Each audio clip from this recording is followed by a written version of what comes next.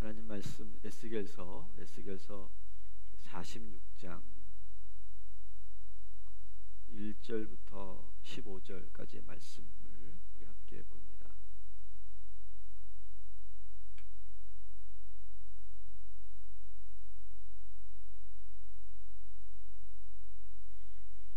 자, 이 말씀을 우리가 이제 한 절 한 절씩 우리가 읽어가면서 노래를 나눌 건데요. 제가 우리 꿈의 교회에서 배운 것은 원칙이거든요. 원칙, 예배의 원칙. 그래서 아주 우리 꿈의 교회 사역자들이 정말 힘들었던 게 주일 저녁 예배예요. 요즘 저녁 예배 드리는 교회가 어디 있어요? 그죠? 다 이렇게 오후 예배로 바꾸거나 또 이렇게 없이 하거나 그렇게 하는데, 우리 목사님이 저녁 예배를 개척 때부터 시작을 해가지고 선포를 하셨잖아요. 우리 목사님이 우리 꿈의 교회 저녁 예배는 주님 오실 때까지 한다. 그래가지고 저희 사역자들은 완전히 속으로 완전히 그 뒤집어지는 그런 시간도 있었어요. 근데 그게 원칙이거든요. 제가 우리 꿈의 교회에서 배웠던 많은 것들 중에 하나가 그런 원칙이었고, 제가 우리 서정국 권사님하고도 수요일 날 예배 후에 식사하면서도 그런 얘기 했었어요. 그런데 제가 원래 이렇게 원칙적인 사람은 아니었다. 원래 저는 자유로운 영혼이었다. 그래서 그냥 바람이 부는 대로 그냥 여기가 좋으면 여기가 좋고, 또 상황에 따라서 때에 따라서 그냥 그때 따라서 그렇게 살았던 사람이었다.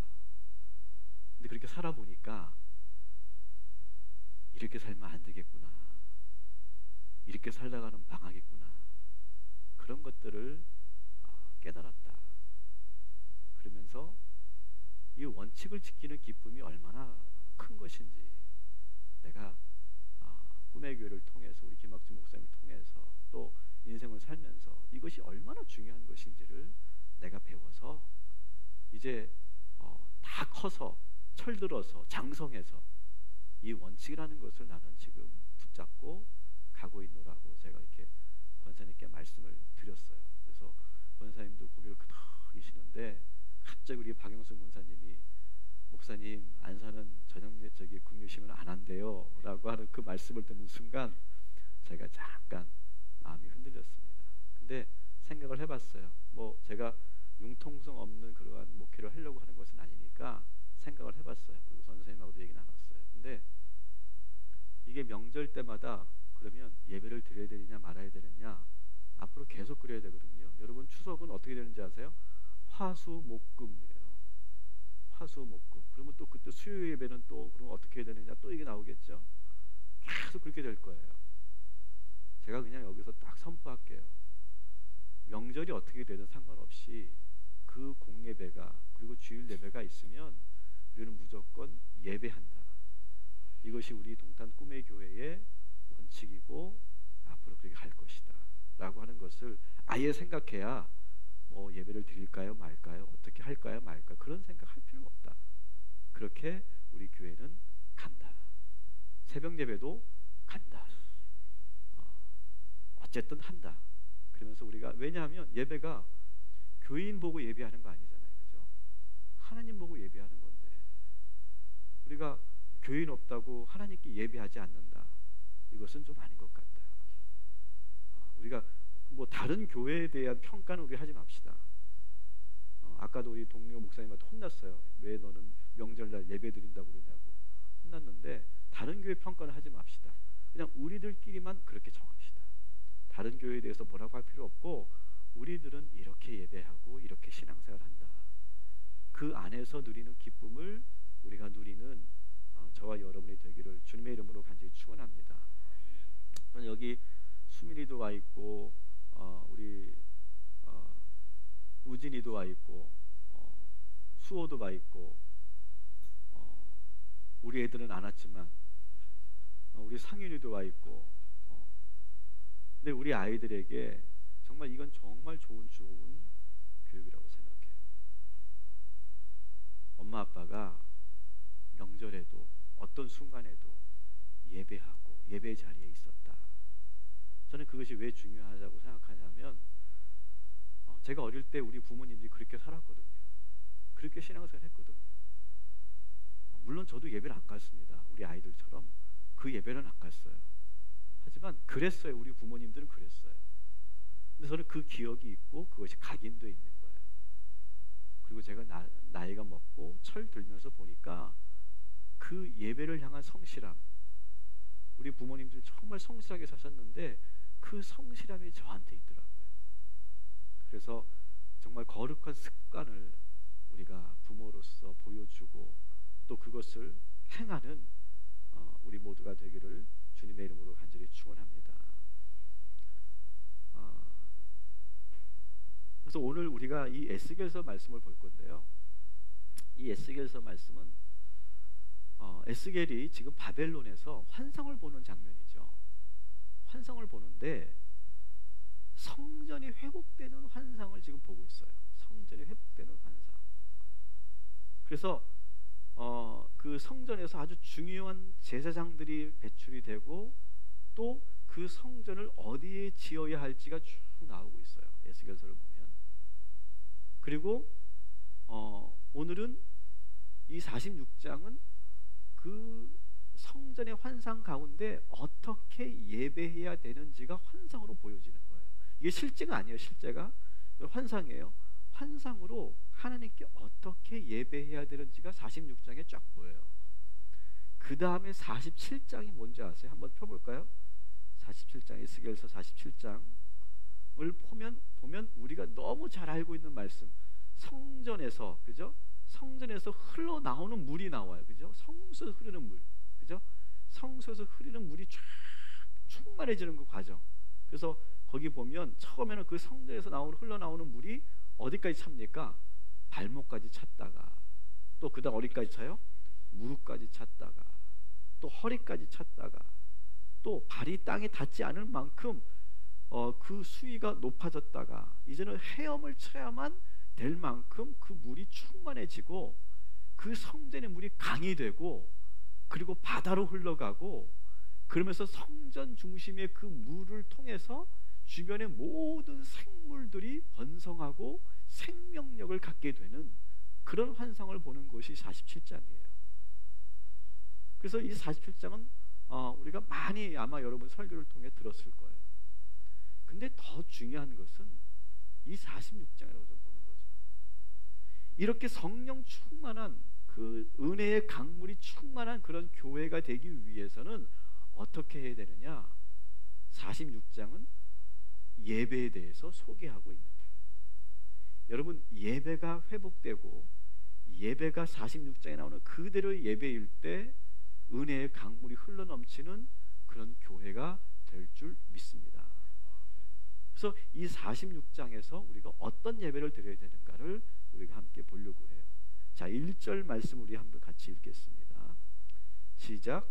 주 여호와께서 이같이 말씀하셨느니라. 들 동쪽을 향한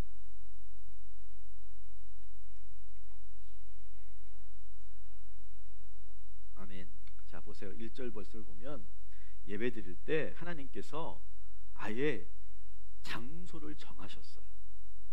그리고 예배의 때도 정하셨어요. 아무 때나 예배를 드리고 아무 데서 예배 드리는 것이 아니다라고. 하나님은 예배할 때 분명하게 장소를 정하시고 예배의 시간을 정하셨다. 그래서 오늘 우리가 이렇게 예배하는 거예요. 하나님께서 세우신 이 교회에서 정해진 시간에 예배하는 거예요. 이것이 대단히 중요한 거다. 이것을 지금 에스겔서에서 이야기하고 있습니다.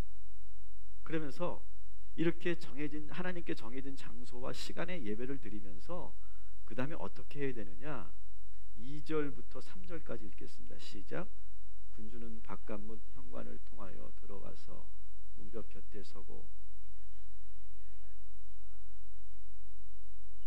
군주는 문 통로에서 예배한 후 밖으로 나가고 그 문은 저녁까지 닫지 말 것이며 이 땅 백성도 안식일과 초월 후에 이 문 입구에서 나 여호와 앞에 예배할 것이며 아멘. 자, 보세요. 여기서 군주, 왕이죠, 왕. 왕은 어디서 예배하라고 돼 있습니까? 현관을 들어와서 문 벽곁에 서고, 그죠? 문 통로에서 예배해라 이렇게 되어 있어요. 문 통로에서. 자, 백성들도 어떻게 합니까? 백성들도 그 문 입구에서 예배해라. 따라합시다. 하나님 앞에서 모두는 평등하다. 왕이라고 해서 어디 좋은 자리에 앉아서 예배하는 게 아니에요. 하나님께서는 백성이든 왕이든 정해진 장소, 정해진 위치 똑같이 예배하는 거예요. 저는 우리 동탄 꿈의 교회가 정말 누구든지 평등하고, 그리고 지위 고하가 없고, 그리고 모두가 동일한 하나님의 은혜에 있는 그런 공동체가 되기를 주님의 이름으로 간절히 축원합니다. 오늘 제가 1:1 양육을 하면서도 우리 양육자들하고 그런 얘기 참 많이 나눴죠, 그죠? 우리 교회는 그렇게 하지 말자. 예를 들면 축복받았어. 내가 물질 축복 받았어. 그러면 내가 그 물질 축복 받은 것을 절대로 자랑하지 말자. 근데 많은 교회들이 내가 축복받은 것을 자랑해요. 그러면 그 자랑이, 물론 자랑하는 게 아니지, 나 축복받았다 그게 아니죠. 표현을 이렇게 하죠. 하나님께서 나에게 이렇게 축복해 주셨어요. 근데 그거를 사람들한테 얘기한다는 거예요. 근데 거기에 있는 사람들 가운데는 물질적으로 어려운 사람도 있고, 경제적으로 지금 너무 힘든 사람도 있어요. 근데 말은 하나님의 축복을 영광 돌리는데, 그걸 듣는 사람들은 너무나 왠지 모르는 그런 박탈감과 소외감과, 그럼 난 뭐지? 라고 하는 그러한 마음을 갖게 하는 그런 언사를 우리는 하지 말아야 된다. 그래서 우리 교회는 지금 이 순간에 축복을 받은 사람이든 안 받은 사람, 축복을 받은 사람이든 고난 가운데 있는 사람이든 상관없이 모두가 다 동일하게 하나님의 사랑과 은혜를 누릴 수 있는 교회를 만들어가자. 그것을 우리가 함께 나누지 않았습니까? 여러분, 하나님 앞에서 우리 동탄 꿈의 교회는 모두가 평등한 그러한 신앙생활을 하게 되기를 주님의 이름으로 간절히 축원합니다. 자, 4절부터 우리 7절까지 말씀 같이 읽겠습니다. 시작. 안식일에 군주가 여호와께 번제를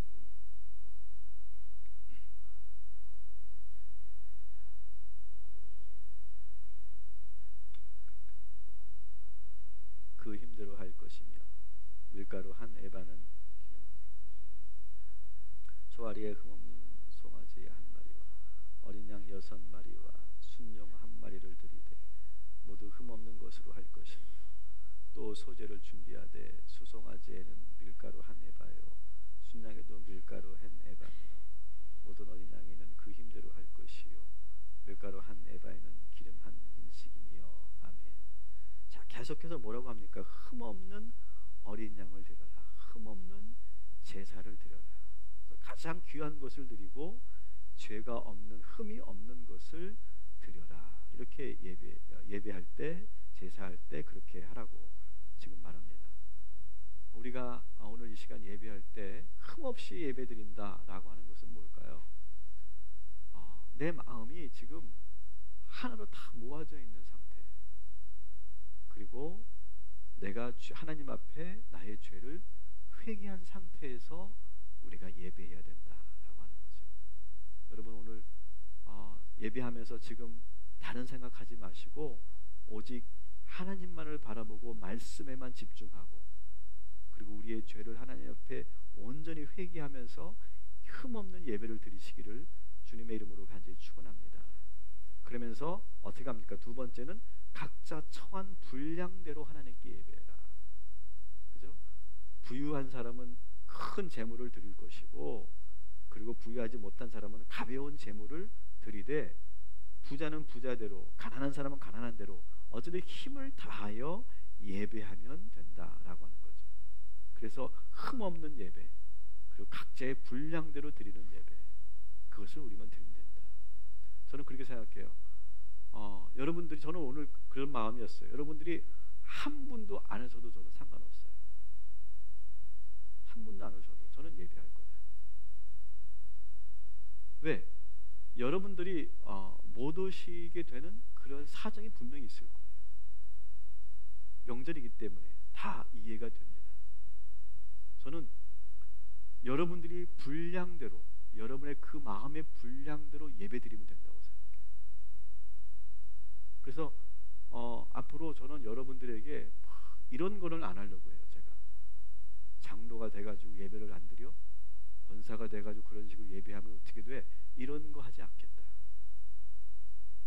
여러분들이 가지고 있는 그 믿음의 분량대로 예배하는 것이 정말 좋은 것 같아요. 그렇지만 그렇게 할 때 정말 흠없고 온전한 예배가 될 줄 믿습니다. 그래서 오늘 여러분 다, 그죠? 여러분의 분량대로 오신 거잖아요. 그죠? 제가 여러분들에게 전화해서, 아니면 전선생님한테 전화해서 적어도 몇 명 오게 하세요, 이걸 안 했거든요. 저는 오늘 고아란 집사님 못 올 줄 알았어. 전부쳐야 될 줄 알았어. 다 붙이고 왔어. 그래서 저는 그런 생각도 했어. 무반주로 오늘 예배드리자, 그런 마음도 갖고 왔어요. 괜찮아요. 무반주면 어떻고, 2명이면 어떻고, 1명도 안 오면 어때요? 상관없어요. 중요한 것은 우린 계속 그런 습관을 가져야 돼요. 우리의 믿음의 분량대로 흠없이 드리는 예배, 그것이 하나님께서 정말 기뻐하시는 예배인 줄 믿습니다. 제가 꿈의 교회에서 정말 많이 배웠지만 제가 안 하려고 하는 것 중에 하나가 동원이에요. 동원. 전사님, 동원 우리 하지 맙시다. 동원하지 맙시다. 동원을 해놓잖아요. 억지로 끌려온 사람들 여기 수천 명이 있어도 소용없어요. 물론 거기서 끌려왔지만 은혜 받는 것도 있어요. 하지만 내성이 생기더라고요. 내성. 그래서 자기 분량대로 예배를 하지 않고 끌려와야만 예배하는 사람들 생기고요. 끌려왔으니까 아무리 좋은 말씀을 들어도 그게 은혜가 100% 받지 못하는 거예요. 그래서 저는 동원 목회를 내가 조금은 하지 않겠다. 그리고 제 너무 이상적인지 모르겠지만 정말 모든 성도들이 정말 차원에서 자기 분량대로 그렇게 예배하는데 차고 넘치는 교회, 그런 교회를 우리가 꿈꿔 나가고 여러분들이 그런 교회를 만들어가는 저와 여러분이 되기를 주님의 이름으로 간절히 축원합니다. 뭐 그런 교회, 멋있는 교회 한번 만들어 보죠. 자, 이제 9절 예배하고 나갈 때 어떻게 나가는가를 또 보여주겠어요. 9절 같이 읽겠습니다. 시작. 그러나 모든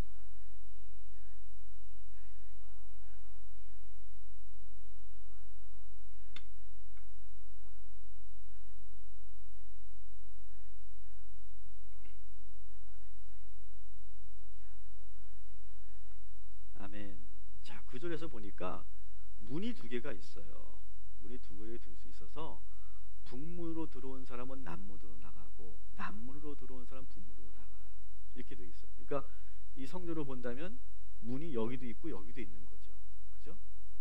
왜 이렇게 그 하나님은 예배하고 나갈 때 그렇게 하라고 했을까?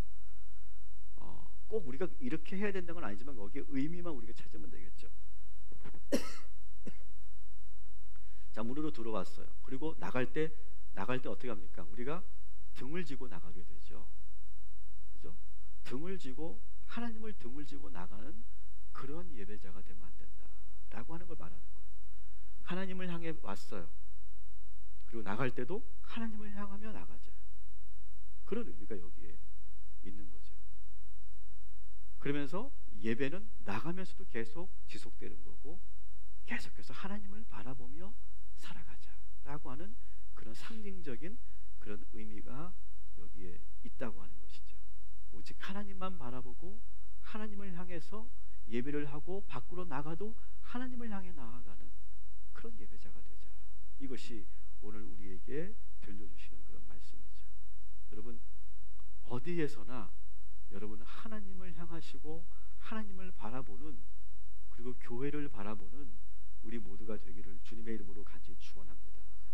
그래서 다니엘이 했던 것이 바로 그런 거죠.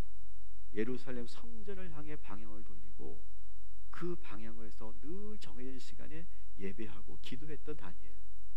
여러분들이 명절이 되어서 오늘은 이렇게 나오셨지만 못 나올 수도 있잖아요, 그렇죠?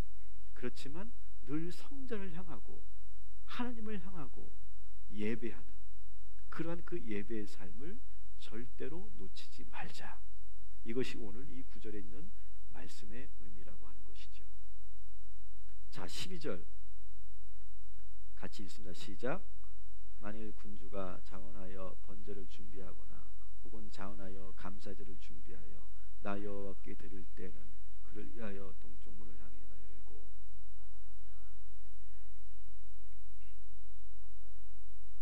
나간 후에 문을 닫을지니라. 아멘. 자, 계속해서 12절은 뭐냐면 자원하여 이런 말을 하죠. 그렇죠? 억지로 드리지 말고 기쁨으로 하나님께 자원하여 예배하고 자원하여 물질로 헌신하고 그리고 예배해라 라고 하는 그런 말씀이 여기 있습니다. 여러분, 제가 계속 꿈꾸는 그런 교회는요, 자발적으로 자원하는 교회, 타성에 젖어 있거나 타율적인 어떤 강제적 힘에 의해서 신앙생활을 하고 끌려가는 그런 교인이 되지 않도록 하는 것이 제 목회의 아주 중요한 그런 원리 중에 하나입니다. 제가 코칭이라고 하는 것을 배웠거든요. 코칭은 바로 그거예요. 클라이언트를 신뢰해주고 믿어주는 거예요. 그 대상은 충분히 스스로 판단할 수 있고 능동적으로 행동할 수 있고 건강하게 성숙하게 자신의 인생의 문제를 풀어갈 수 있는 존재. 그렇게 믿어주는 거예요. 저는 여러분을 그렇게 믿습니다. 저는 여러분을 그렇게 바라봅니다. 제가 여러분들 그렇게 바라보지 않는다면 저는 지금 계속 아마 잔소리했을 거예요. 계속 뭐라고 했을 거예요. 근데 여러분, 저하고 뭐 광교에서부터 쭉 보시면서 알겠지만 제가 여러분한테 뭐라고 한 적 있으세요? 제가 여러분한테 한 적 있어요? 없어요. 제가 여러분들한테 뭐라고 이렇게 하세요 저렇게 가르치지 않았어요. 근데 우리는 함께 하고 있어요. 이것이 저는 진짜 하나님이 원하시는 관계라고 생각해요. 여러분들은 스스로 더 온전하고 더 정직하고 더 성실한 그러한 신앙과 예배가 무엇인지를 제가 설명하지 않아도 여러분들은 알고 계시기 때문에 이 자리에 오신 줄 믿습니다. 그 자원하는 예배자, 자원하는 성도, 그런 교회를 만들어 가기를 주님의 이름으로 축원합니다. 우리 13절부터 15절까지 읽습니다. 시작. 아침마다 일년되고 흠없는 어린 양 한 마리를 번제를 갖추어 나 여호와께 드리고 또 아침마다